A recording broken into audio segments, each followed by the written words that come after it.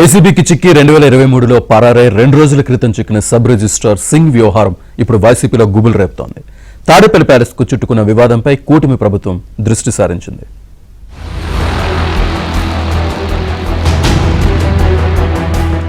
ఎన్టీఆర్ జిల్లా ఇబ్రహీంపట్నంలో sub registrar గా పనిచేస్తున్న లాలా బాల్నాగ ధర్మా సింగ్ పై 2023 సంవత్సరంలో ఏసీబీ సెంట్రల్ ఇన్వెస్టిగేషన్ యూనిట్ అధికారులు దాడులు చేశారు. ఆదాయానికి మించి ఆస్తులు ఉన్నాయని ఆరోపణలతో ఆయనపై ఏకకాలంలో పలు ప్రాంతాల్లో దాడులు నిర్వహించారు. విజయవాడలో 10 ఏళ్ల పాటు సబ్ రిజిస్ట్రార్ గా పనిచేసిన సింగ్ పై పలు ఆరోపణలు వచ్చాయి. అయితే ఏసీబీ అధికారులు దాడులకు వస్తున్నారనే సమాచారాన్ని ముందుగానే తెలుసుకుని ఇంటి గోడ దూకి పరారయ్యారు. అప్పటి నుంచి పరారీలో ఉన్న సింగ్ ను 2 రోజుల క్రితం ఏసీబీ అధికారులు అరెస్టు చేశారు. అయితే అరెస్టుకు ముందు CM Chandrababu, deputy CM Pawan, మంత్రి నారా లోకేష్ కు లేఖ రాశారు. జగన్ బినామీలు తనను బెదిరించి రాజమండ్రి, కాకినాడ, విజయవాడ, విశాఖలో కోట్ల విలువైన భూములను ఓ నటి వారి కుటుంబ సభ్యుల పేరుతో రిజిస్టర్ చేయాలని ఒత్తిడి తీసుకొచ్చినట్లు లేఖలో పేర్కొన్నారు. తాను ఈ పని చేయలేనని చెబితే తనను బెదిరించడమే కాకుండా ఏసీబీ కేసుల్లో ఇరికిస్తామని చెప్పడంతో పాటు తనపై అధికారి ఆడిట్ రిజిస్ట్రార్ తో బెదిరించారన్నారు. కొన్ని వేల కోట్ల రూపాయల తప్పుడు రిజిస్ట్రేషన్లు జగన్ పిఏ, వారి బినామీ పేర్లతో రిజిస్ట్రేషన్ చేయించారని పేర్కొన్నారు. అయితే ఏసీబీ అధికారులకు సింగ్ దొరికిపోవడంతో ఇంట్రాగేషన్ చేశారు.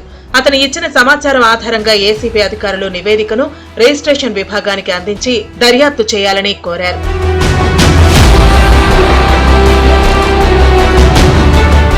ఏసీబీ ఇచ్చిన రిపోర్టు ఆధారంగా రిజిస్ట్రేషన్ విభాగం అధికారులు ఇబ్రహీంపట్నం సబ్ రిజిస్ట్రార్ కార్యాలయం నుంచి ఎనీవేర్ రిజిస్ట్రేషన్ కింద సింగ్ హయాంలో జరిగిన రిజిస్ట్రేషన్ల చిట్టాను బయటకు తీశారు.